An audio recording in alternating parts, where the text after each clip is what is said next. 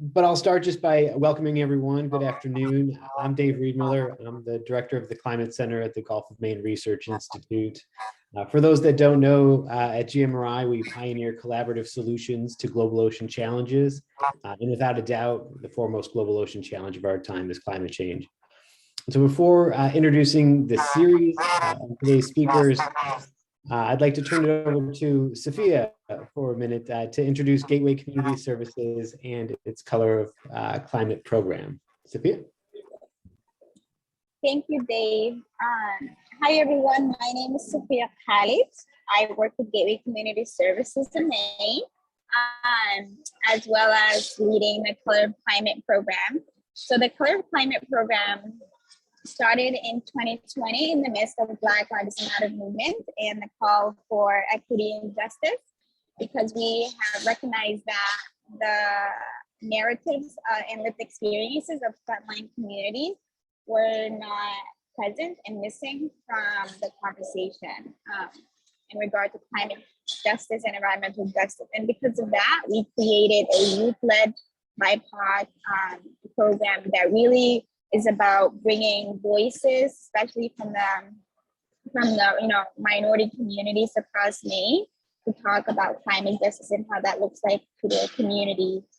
It's very much educational based, because I feel like, and as many of the times the students have expressed, that their education, the public schools have really failed them in teaching about climate justice and environmental justice, especially from the social impact side. A lot of them is a lot of science jargon. So that is the reason why Color Climate was created. And we are currently working with several high schools across the state of Maine. And we are always trying to diversify and expand the number of participants in the program. But one of the many things that the youth want is a speaker series. They want to learn and educate themselves and broaden their knowledge when it comes to climate justice. And this is one of the many things that we are doing, partnering with GMRI. So thank you so much. And thank you all for being present here with us today. Wonderful. Thanks so much, Sophia. So part of GMRI's climate-focused work is to support a network of regional peer communities of teachers, informal educators, and librarians as they work with youth to investigate locally compelling and relevant impacts of climate change.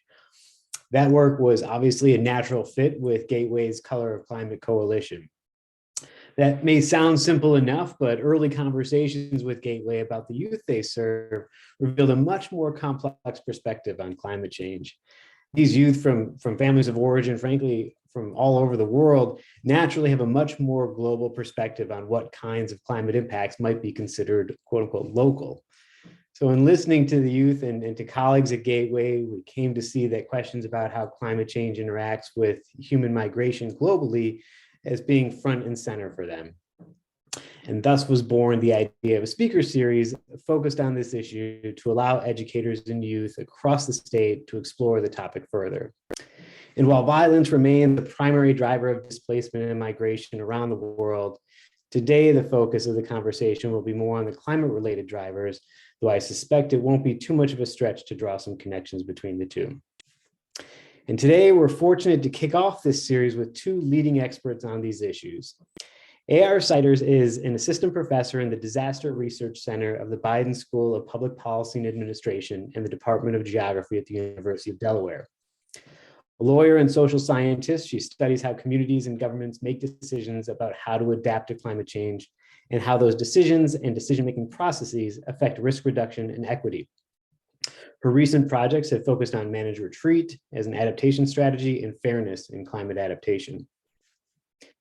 She'll be joined by Erica Bauer, who's a PhD candidate at Stanford University, where she specializes in migration studies and climate adaptation science.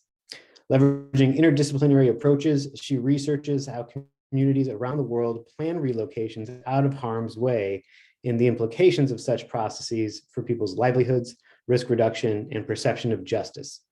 She is also a member of the Platform on Disaster Displacement Advisory Committee and previously worked on climate displacement policy for the UN High Commissioner for Refugees, or UNHCR, the UN's refugee agency.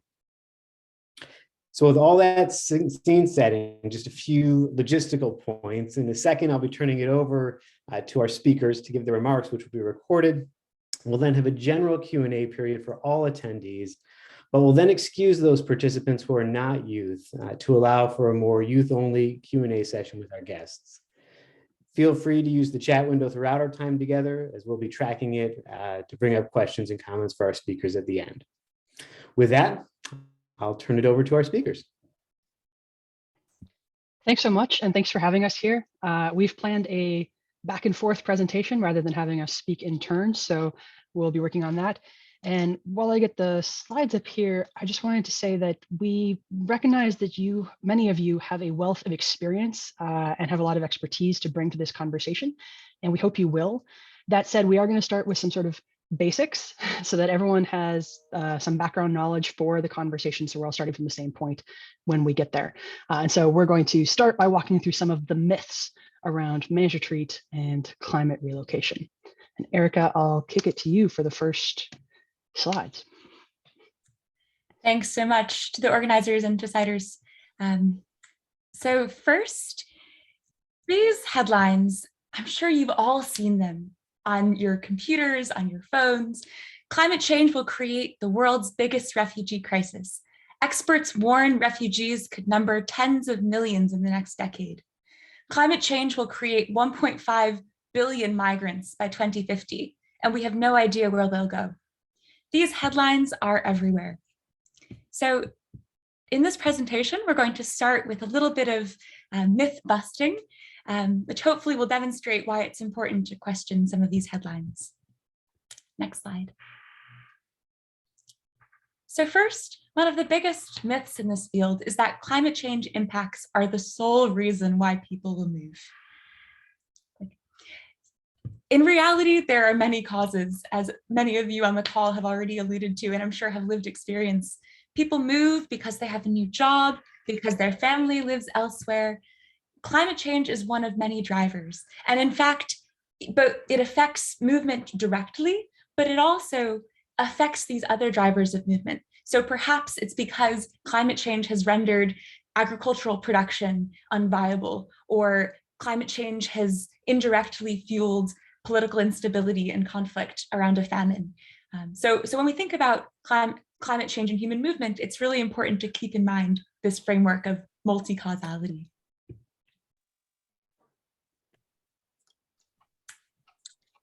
Sorry, I'm not good at multitasking. So here we go. All right, so the next kind of piece of this that goes along with there are multiple drivers is that not all climate change effects are the same, right? So when we think about climate change and what's causing people to leave, we should think about both sort of acute and then also chronic drivers of climate change. So what I mean by this is that climate change is going to affect our world in very chronic ways, right? Temperatures will slowly rise. We will have different rainfall patterns, we'll have sea levels that will gradually rise, and people might move because of those. The areas might become too hot to live in comfortably or safely. Places might become inundated by sea level rise and then need to be abandoned, or people might move because of acute events that are related to climate change. So sea level rise compounds with storms or compounds with a flooding event, and people move as a result of that extreme. Or temperatures are rising gradually, and then we get an extreme heat wave that causes mortality and has lots of challenges associated with it. And this is important because those acute events and those chronic stressors lead to movement in a different way. Right? When you have a major hurricane, you might see many people, hundreds of thousands of people move at one time, as we did after, say, Hurricane Katrina, even in the US, right? We see thousands of people leave New Orleans and move elsewhere because of a one-time event. And that kind of sudden displacement is very different from a slow, ongoing movement away from an area. They both have challenges and benefits, but they have very different patterns. And so they require a different response and a different way to think about them. And so we have to keep in mind that there's going to be different types of movement as a result of this. And then just on this one, when we think about those projections, right, those headlines of 1.5 billion people or 200 million people, first off, I'd like to point how broad that range is, right? Somewhere between 200 million people and 1.5 billion people. That's a gigantic variation, right? So the real answer is we don't know. The real answer is we have no idea how many people will move. And that it's really difficult and really dangerous to actually predict that. Because in one way, how many people will move? I study managed retreat, I get asked this a lot, right? How many people will have to relocate in a managed retreat? And the answer to that question is, well, how quickly will we stop climate change? Are we going to build seawalls? Where will we build seawalls? How many seawalls? Will we elevate homes? Will we pay for development in other countries? And unless I know the answers to those questions, I can't possibly tell you how many people are going to relocate or where they're going to relocate from or where they're going to go. And so this idea when we say so many people will relocate is that we're making that with so many assumptions baked in.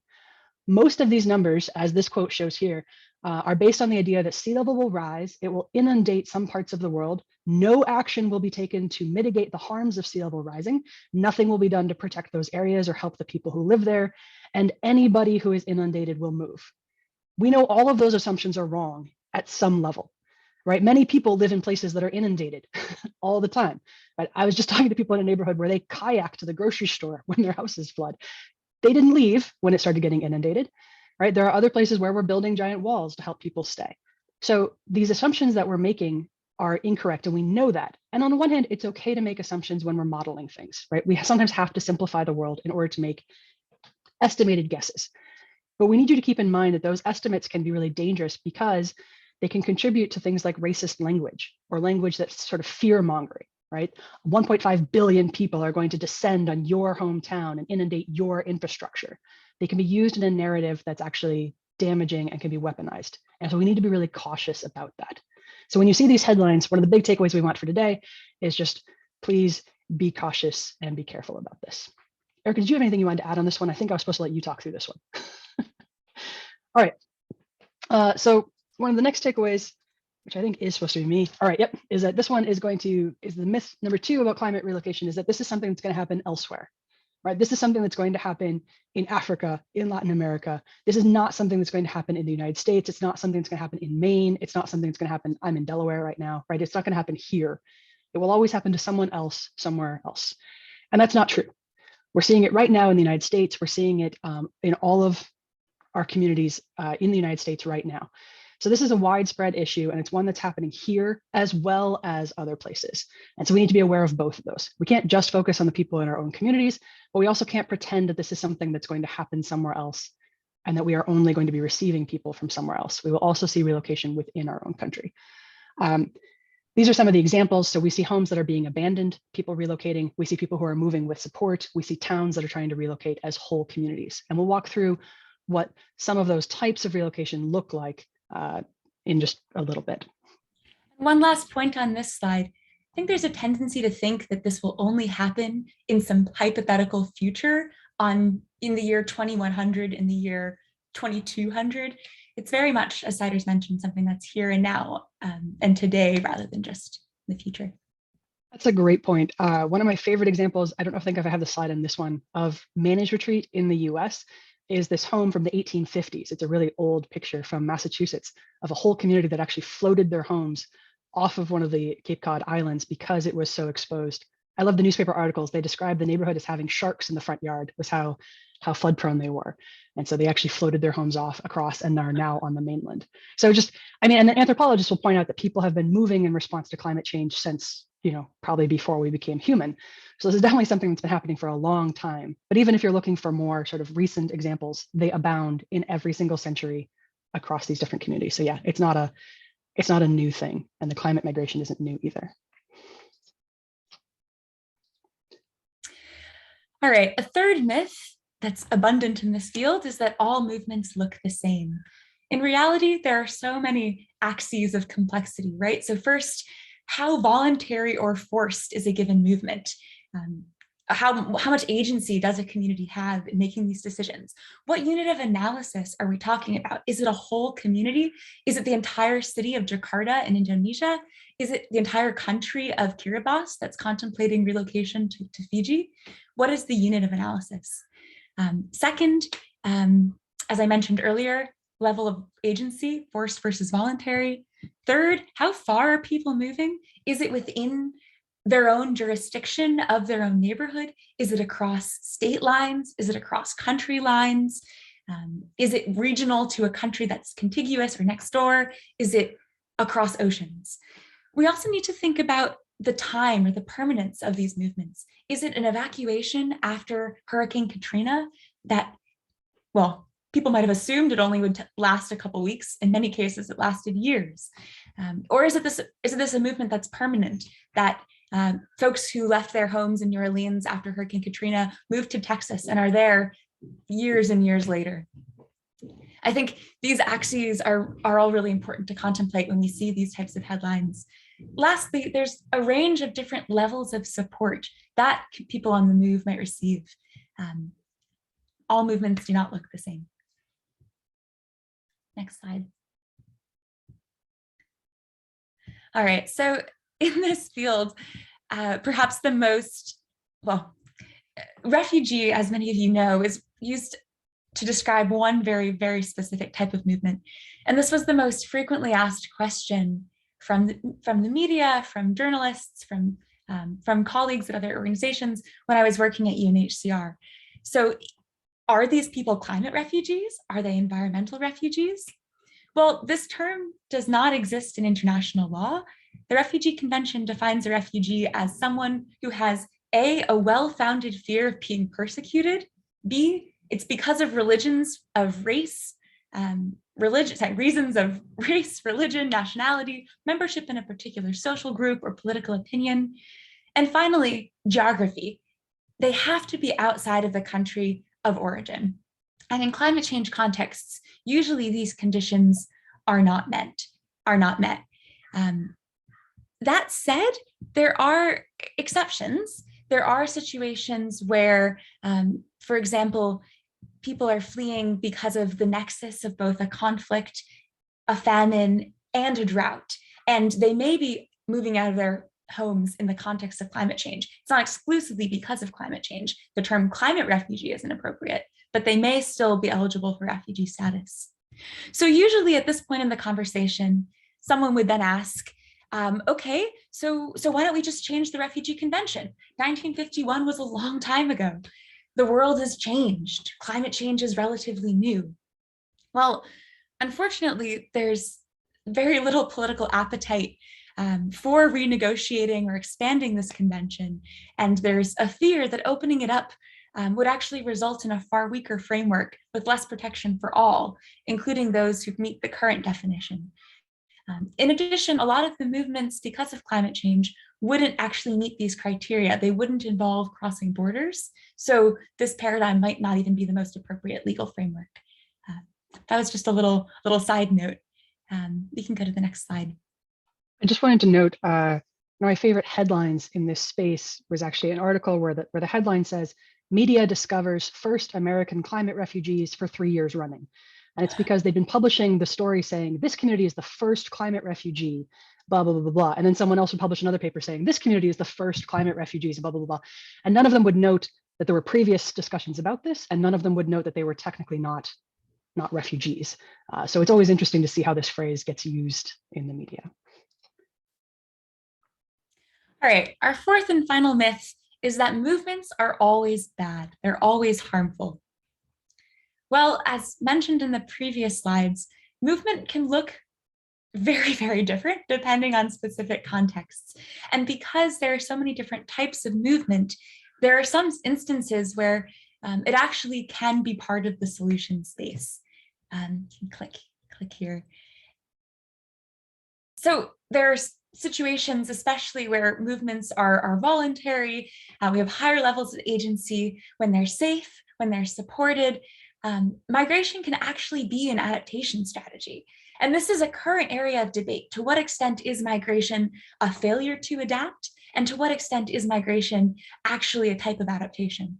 There are some forms of movement that fall much closer to that type of adaptation side of the spectrum, especially when there's support. So this begs the question, well, what exactly does support look like? In this presentation today, we're now going to talk about two types of support. Buyouts and community-wide relocations. There are also lots of other types of supported movements. For example, support for labor migration to get a new job in a new location, or other types of voluntary supported. But anyway, there's lots of different migration pathways. Today, we're going to talk about buyouts and community-wide planned relocation. Over to you, Siders. Great. So I'm going to mostly talk about buyouts. So I'm going to talk for a few minutes, and then we'll switch for Erica to talk about whole community relocation.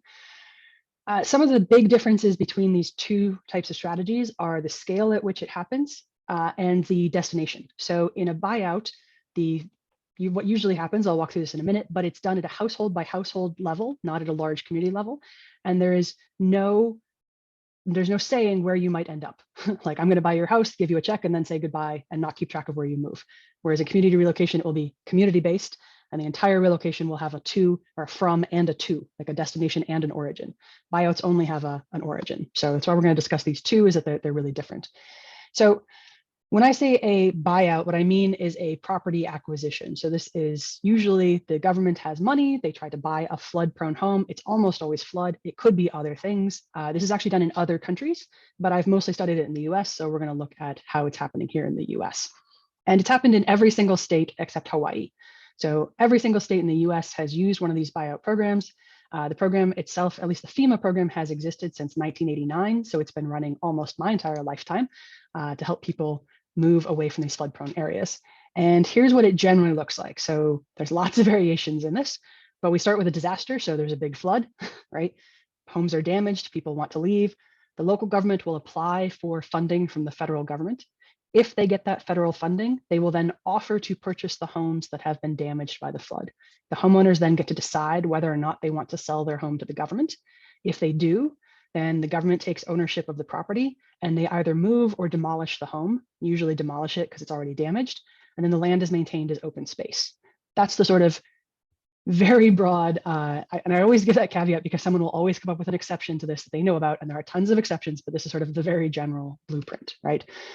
So ways it could vary. We can see inequity at every single one of these stages. So there are equity issues to be concerned about. In the United States, the main predictor, the best predictor of whether or not your home will be damaged in a disaster is if you are not white. That is the best predictor. That's because we have so much historic racism and discrimination and marginalization that has led to communities of color being developed in areas that have fewer protections, that are more exposed. The housing may be of lower quality or maybe older. There are all kinds of factors that go into this, but there's an unequal exposure. So a disaster is more likely to harm a community of color than a white community. And that's one of the equity issues. Then you have equity issues in terms of which local governments get funding. When a local government applies to the federal government for aid after a disaster, it's often treated almost like a competition where different communities are sort of competing against one another for a limited pot of money. So this can mean that you might get funding if your government has enough resources and enough expertise to be able to navigate federal bureaucracy, right? Government bureaucracy is not simple to navigate. So this can be a big issue, right? And it might mean that the communities who need support the most are the ones who are not getting funding. This is not an issue that's limited to buyouts. We see it with buyouts, but we see it with other kinds of disaster aid too. So we see a similar inequity in terms of who gets funding to help elevate homes or to armor homes or keep those homes in place. Then we have concerns about who gets an offer for a buyout, right? So one of the research projects we did was looked at who gets an offer of buyouts, and it seems to be that counties that get buyouts are wealthy and dense because they have the resources to get federal money. But then the community they buy out within that county is lower income and less dense. So they're buying out lower income neighborhoods, partly because those homes are more affordable. If you have $1 million, you can buy more homes if the homes only cost, $100,000. So there's challenges here in terms of equity of who's getting an offer to be bought out. There's all kinds of issues in terms of who accepts those offers, who trusts the government, who has community ties, who believes that if they stay, they might be protected in the future, right? If you don't have any faith that the government will protect you if you stay, you might be more willing to take that buyout and go. And then there are concerns about how the land is used after the buyout. So we know that in wealthy white neighborhoods, the land that is acquired is more likely to be turned into community gardens or parks or things that benefit the home. And in lower income neighborhoods or communities of color, these bought out parcels are more likely to just sit there as vacant lots. So on the one hand, those really help property values and they can help build community. On the other hand, they can lead to a sense that the neighborhood is deteriorating and can contribute to more disinvestment. So there's inequity at every single stage throughout these buyouts that we have to be really concerned about. There's also a lot of challenges in terms of why people don't want to relocate, right? There are challenges that humans, we don't really understand risk very well, right? We don't communicate it very well. For example, you've all probably heard about the 1 in 100 year flood, Yeah. Well, that's a 1% chance of being flooded every single year. Well, over the course of a 30-year mortgage, that means you have a 1 in 4 chance of being flooded. Now, the way I describe those things, if I tell you it's a 1 in 100-year floodplain, a 1% annual chance of being flooded, or a 25% chance of being flooded before you finish paying for your home, those all sound very different. Mathematically, I'm describing exactly the same flood, but the way we communicate it changes how people perceive it. So this kind of fear can be an issue. We also have an optimism bias. We tend to think, oh yeah, climate change is going to be an issue, flooding is going to be an issue, but not for me, not for my neighborhood, not for my home. I'm going to be fine. So we tend to sort of discount this, and this is called like an optimism bias. So there's a lot of things that go on. There's these psychological barriers. There's institutional barriers in terms of who has authority. So one challenge I'm working on right now is why local governments have incentives to build more property inside the floodplain. Most coastal communities are building more homes inside the floodplain than they are outside of it. In Delaware, we're building 2.5 times faster in the 10-year floodplain, where you have a 96% chance of being flooded during your mortgage, than we are outside of it, right? So why are we doing that? And part of the reason we're doing that is that local governments have a benefit from getting property tax revenue from the homes that they build. And the federal government, who has no authority over where the homes are built, is the one who's paying for the post-disaster expenses. So there's this mismatch between who has authority to deal with the problem and who has an incentive to deal with the problem. So there's these institutional issues, and then there are just practical issues. Like this is logistically a really hard thing to do. And so many communities, even if they want to do this, they might not have the expertise, they might not have the personnel, they might not have the upfront cash to make this happen. So there are lots of logistical issues as well. There are equity issues. Things that sound very reasonable can actually become really challenging. I use this example. This is considered the sort of infamous green dot map. So after Hurricane Katrina hit New Orleans, there was a seemingly sensible proposal. Someone said, hey, we should buy out the neighborhoods that were hit the hardest, right? The ones that are most vulnerable, the ones that are going to be hardest to protect, that we might not be able to protect. We should buy out those neighborhoods. And so someone released a map where they said, all right, let's imagine we bought out these neighborhoods. Well, if you bought out these neighborhoods that were most vulnerable, you would be relocating an estimated 60% of the African-American population of New Orleans. And so you'd have a huge disparate effect based on race, not because you ever considered race, in fact, because you specifically didn't consider race, but because of all of the historic inequities that led to the fact that most African-Americans in New Orleans were living in risk-prone areas. Right, where these were the only areas maybe where their grandparents or parents were allowed to buy housing because of redlining and segregation and racism in the US. Or these are the areas where they were the only areas where they were able to afford a home, because we know that African Americans make 60% on the dollar of white Americans. So if these are the only areas where they can afford or were allowed to live, and then we relocate those neighborhoods, we can have a huge effect on the town, not because we're intending to be racist, but because of the historical inequities we've seen. The historical racism has led to a system that's uneven today. So I'm just going to flag this and we'll come back to it. It's very easy at this point in the presentation, if any of you are thinking, hey, we should let the community decide whether or not they want to relocate. That sounds really good. And I've got Admiral Akbar here saying it's a trap, because that sounds way too simple, right, for the actual answer. And so we'll discuss a little bit about why it's way more complicated than it sounds, but it's going to be a challenge. Now, the positive thing is that lots of people are doing some really exciting and innovative things in this space. So like I said, these relocations are happening, or these buyouts are happening all across the United States, and people are doing innovative things.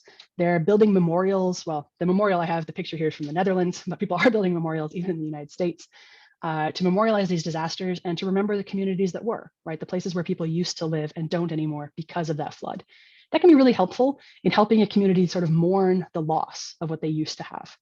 So there's a lot of research going on right now about the role of heritage that I'm really excited about, thinking about how heritage can actually help people think about and mourn what they've lost, but also make new connections to where they are going. So I think that's going to be interesting.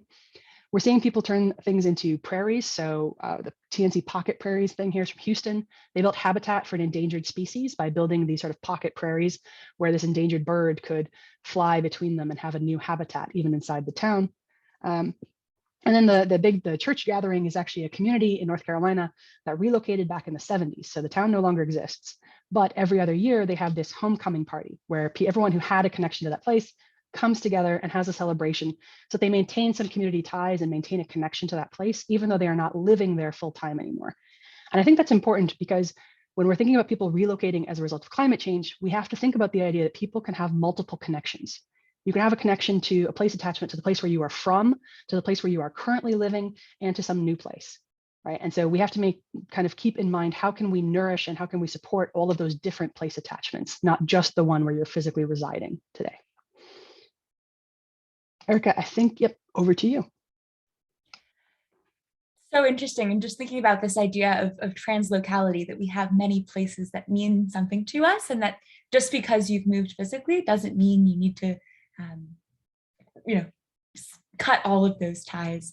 I think that's a really important framing. Also, when we come to the second part of this presentation, which is focused on community-wide planned relocations. So here we're thinking of planned permanent movements of groups of people from identifiable origins to identifiable destinations, predominantly in association with one or more natural hazards. So the difference between what Siders was just talking about with buyouts, there's two key differences, as mentioned earlier. First, it's a group of people. Second, they have a shared destination site. So they're not accepting a buyout and moving wherever they'd like to purchase a house. They're all moving together. They're trying to keep that community intact. It's also really important to recognize that these relocations are taking place in really complicated contexts. That figure of multi-causality that I presented at the beginning. There are political, there are economic, there are social reasons why people will move. These relocations are taking place predominantly in association with environmental hazards. Next slide. So here are a couple of examples.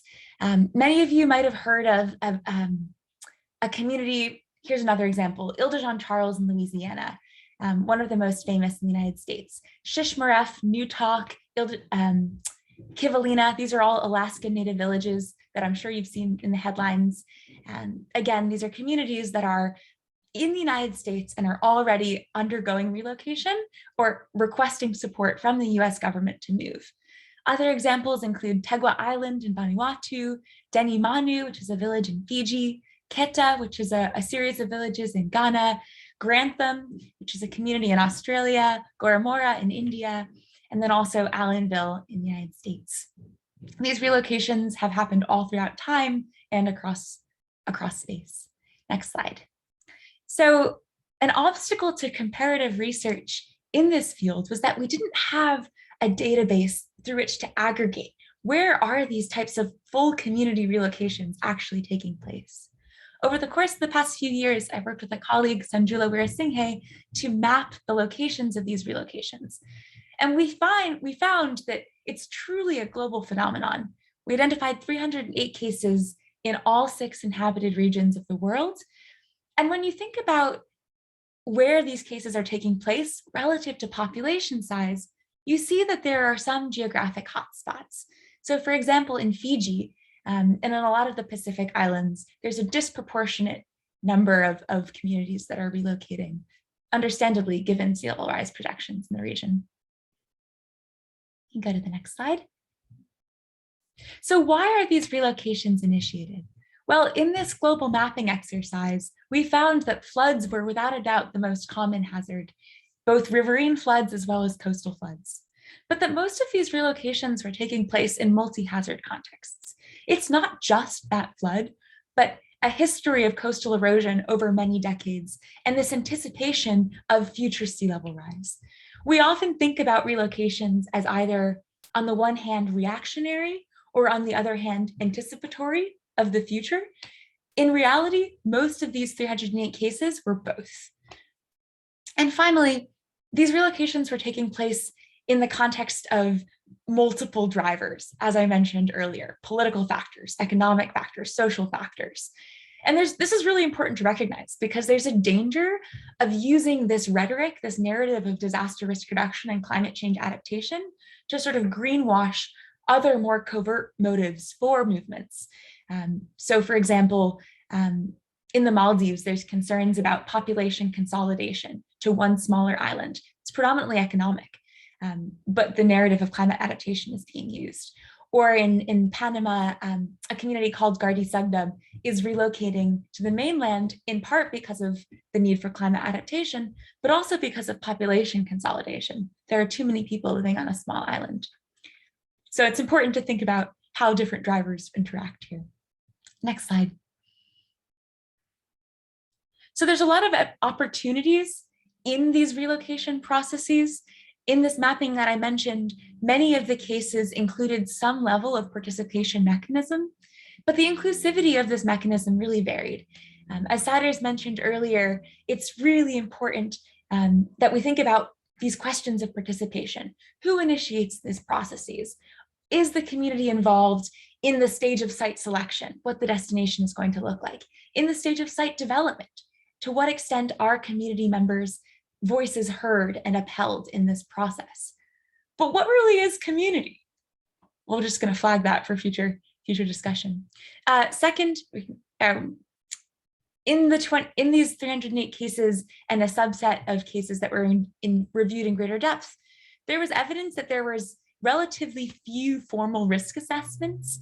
This is an area where there's, I think, a huge opportunity for further work, thinking about what constitutes a habitable risk.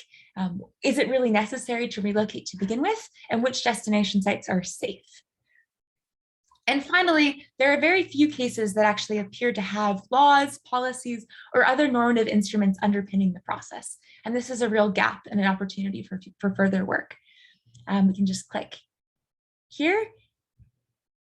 The government of Fiji is a notable exception. They have developed planned relocation guidelines at the national level to really guide this process. And this is an example that other countries can look to for what a relocation policy might look like. Next slide. There are also an enormous array of challenges that occur in these types of community-wide planned relocations. I'm just going to highlight 3 here. So first, there's a change in access to income and sustainable livelihoods. For example, a community that I worked with in the Philippines of fishermen was relocated to the top of a mountain after Typhoon Haiyan in Tacloban. So here is a community that's dependent their entire lives on receiving income from engaging with the ocean, but now they're almost 2 hours away and expected to completely shift their way of life and their ability to sustain themselves. When we think about how to plan these relocations, this livelihoods dimension is really critical. Second challenge, there are a lot of relocations where the destination sites themselves have ongoing hazard exposure. And this is really cause for concern when we think about the value of these relocations in the first place, given how traumatic and the mixed track records that they may have for other perspectives. And finally, there are, as we mentioned earlier, really diverse stakeholder perspectives on what these relocations should look like. What really is justice? What really is fair? What really is an equitable relocation? Who really is a community member? What really is community? Who decides these processes? And finally, what does it really mean when we're putting in place inclusive mechanisms to recognize diverse perspectives across a community? Does the local chief of an indigenous tribe or the local mayor, are they part of that community perspective? And if so, how do you make sure that these participation mechanisms are truly inclusive and recognize the views of, I guess, heterogeneous populations within the community? So we can go to the next slide here. And this is back over to you, Cyrus. Great. And thanks for the heads up. We're at 30, so we're just going to go quickly. So Erica, you already touched on some of the issues of community. We can dig into more examples later, but we have real clear examples of how difficult it is to define community. And this is just a really clear example. Ile de Jean Charles is a Native American tribal population living on an island off the coast of southern Louisiana. Do you define community as everyone who lives on the island, including individuals who are not members of the tribe? Do you define community as the tribe, even including members who do not live on the island? Right? Those Venn diagrams don't overlap perfectly. And so this creates a large challenge in terms of who is involved in making that decision and how much say they have. And even if you can define the community, it's really challenging. And one of the big messages why I think it's important to think about manage retreat as an option and not just something to prevent, right? To think about this type of relocation or the type of relocation that might be appropriate is that I think we spend too much time thinking about climate adaptation as though the goal of adaptation is to maintain the status quo, is to protect what we have right now in the face of a changing climate. I think that's wrong. right? The world is going to change, our communities are going to change, even if we stop climate change tomorrow. So the challenge isn't to prevent change, it's to choose what type of change we want to see happen. And Schurman et al. Created this typology for ecosystems. And they say, look, we can preserve some elements of this ecosystem, we can direct some elements of this change, and some we can just accept and allow them to happen. I think we need to think similarly about what we're going to purposefully change in our communities and what we're going to allow to change. And those decisions aren't an engineering decision. It's like I said, no one can mathematically tell you how many people will relocate unless we know all these other issues. We can't tell you what the right coastal adaptation strategy is or adaptation strategy in general, because it's not a rational engineering conversation. It's a conversation about your values and what you want a community to look like in 30 years or 50 years or 100 years. And there's no algorithm that will solve that for you. That's something that only the hard work of having conversations and discussions about values with a wide range of stakeholders is going to solve. But solving that is going to be a lot simpler if you have all the tools in the toolbox. So places that don't want to talk about managed retreat, that's fine, but they're limiting their tool set. And what we're trying to get at with this image that came out from a paper by Catherine Mock and myself last year is really just that you're going to do better and have more creative solutions if you use all of these things together. Don't think about them as alternatives, but as ingredients that you can combine in different ways to create different recipes. So the more we think about having all those tools together, we're going to do better. And so these are our takeaways, just to wrap up. Climate-related movements happening. It's really complicated, right? You'll see a lot of these myths in the media that there's such a thing as a climate refugee, that it's all climate change, that all movement is the same, and that it's always bad. But none of those are the single truth. That might be true in some cases, but in others, it will be something completely different. And it's so nuanced. There's no one size experience to describe it. Anyone on the call who's ever moved, whether you moved across town or across a border, you had an extremely different experience, and your experience is valid. And to claim that we all experience the exact same thing is not only wrong, but sort of disrespectful, right? So we need to embrace all of those pieces on it. And then we hope that it's not all doom and gloom, right? I'm really excited about it because I'm excited about thinking about communities and what they purposefully want to change. Like maybe we want some more diversity in our communities. Maybe we want more walkable cities. Maybe we want more local businesses. Not all those changes have to be bad. Some of those are exciting opportunities. And then Erica, I'll give it to you for our what people can do side. All right, here are just a couple of final takeaways for what we think might be interesting for folks on this call to take away from this presentation, what you can do even today at your dinner table with your family.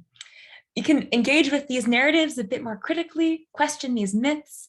You can talk about these issues, about lived experience that you have had, or your family members or your friends have had with fires, with floods, with storms. And then you can also have conversations at the community level, maybe in a town hall or in other settings and other ways that you're engaged, about what your community can do to prevent the need for movement to begin with, because people want to stay at home, they want to stay in place. Second, to help people while they're moving. What does a community or what do individuals need, for example, when they're evacuating after a fire or a storm?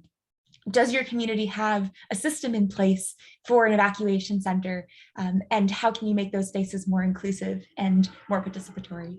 And then finally, how do we think about being in a context of reception? How can we be more welcoming once people have moved? What does it look like for your town to be a more welcoming and hospitable place for refugees and migrants who are coming for any reason?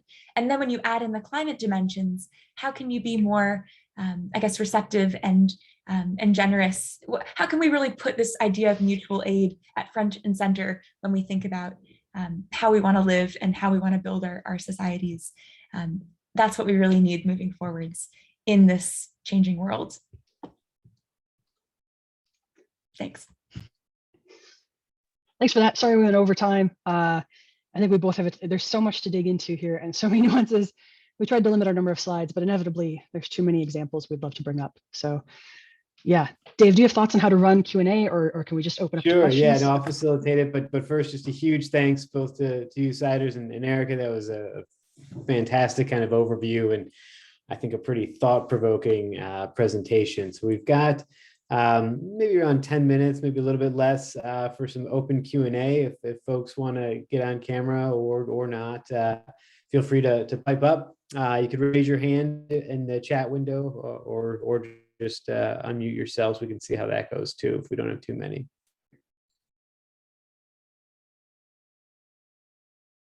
Yeah. Is it, sorry, Ide? It's E-Day. Ide, I'm sorry. Thank you. Oh, Yes, it's go right ahead. fine. So the first question I had is, how is displacement addressed in the Paris Agreement? I'm happy to take this one. So the Paris Agreement created in its decision text a task force on displacement, which was mandated to develop recommendations for integrated approaches to avert, minimize, and address displacement.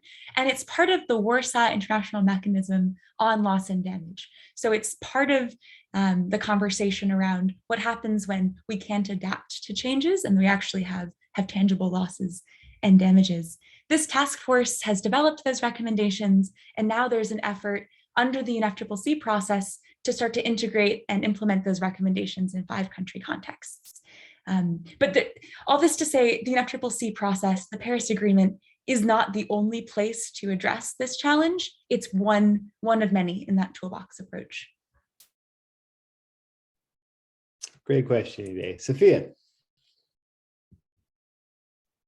Thank you. I have 2 questions, but my first question is, what countries are most impacted by climate change? And or how many people do you think will be displaced by climate change in the future? I'll jump on this. So the Intergovernmental Panel on Climate Change just released its Working Group 2 statement, so on the impacts of climate change and adaptation. And they find that the continents, because they don't have the evidence at a country level, but the continents they think that are going to be most affected are Africa and Asia, from climate change. The real challenge here is what element of climate change, right, is going to affect people. Because if you're thinking about the heat issues, those are very different than if you're thinking about the rainfall issues. So those will be geographically distributed very differently. And then in terms of how many people are going to be displaced, this is the number that we don't have. And we don't have this number because of so many of these assumptions, right? Like how much climate change, are we going to stop climate change at 1.5 degrees or 2, or our current trajectory of 2.4? I don't know, but that's a huge difference, right? In terms of how many people have experienced. Are we actually going to fund climate change adaptation at the level to which we've committed? If we do, maybe very few, maybe not as many people, maybe a lot more. So you'll see these estimates that really range from 200 million to 1.5 billion. It's a gigantic range. And I think that the range itself is an indication of how little we know about why people are going to move and how climate change is going to affect how people move. Good question. Brooke, I see your hand up. Go ahead. Hi. So something that I think has already kind of happened is the ways that white supremacy has kind of impacted the way that funds and resources are allocated to communities impacted by disasters. We saw that with like Hurricane Katrina, for example. So what are the ways that we're able to kind of approach this and leave white supremacy at the door?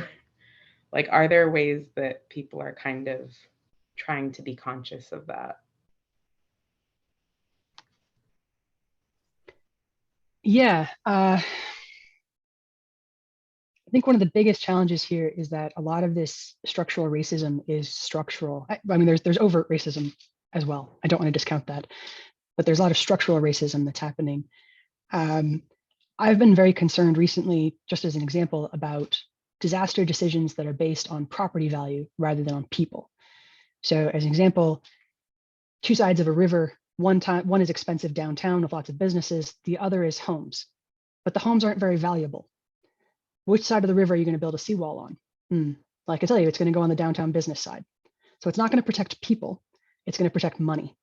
And you can do the same calculation if you have rich people's homes or you have lower value homes. And because of systemic racism in the US, the wealthier homes are going to be owned primarily by whites, and the lower value homes are more likely to be communities of color. So you get this racism, not because someone's making an overtly racist decision, but because we've based our entire decision-making process on protecting property value rather than human lives. So One of the big challenges is how do you undo these decision-making processes and make them explicitly think about race? And this is a major challenge. The White House just came out with an environmental justice tool to think about how they're going to allocate money to communities to contribute to environmental justice. The tool notably does not include race as one of the things it's looking at when it's thinking about a community who needs more environmental justice funding. One argument for that is that if they include race, they maybe open themselves up to legal challenges. On the other hand, if you don't address race explicitly, you're not acknowledging the history of racism and racial discrimination that has led to these unequal outcomes. So I wish I had a good answer for you, but I think one of the biggest problems we have is that we know we have an unequal playing ground, or playing field, and we're trying to apply an equal policy to an uneven playing ground. And that cannot make it equal. Right? So we have to make purposefully unequal policies to address the historical inequities. And I think we're seeing some movement towards that, but like in assigning the environmental justice tool and assigning a specific 40% of the funding to these communities that need it most, but maybe we haven't gone far enough. And I think this is true within the United States and also at the international level. When you think about the principles that the Paris Agreement was founded on, there's this idea of basically that every country has a different amount of anthropogenic carbon dioxide emissions because of their level of development. And then when we think about how we need to allocate support, adaptation finance or mitigation funding, how do we basically take into consideration what stage of the development process different countries are at?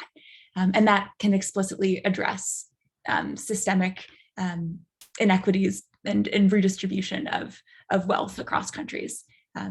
It's more of an ideal than a practice principle at this stage, but it's in there. Great, thanks. In a minute here, we're going to excuse the non-youth among us, but I did want to see if before we do that, we had any other questions or comments from folks who are not part of the youth community. I am taking note of the ones that are in the chat window. Nathan, I see your hand raised as well. If anybody is not a youth and has a question, please speak forward.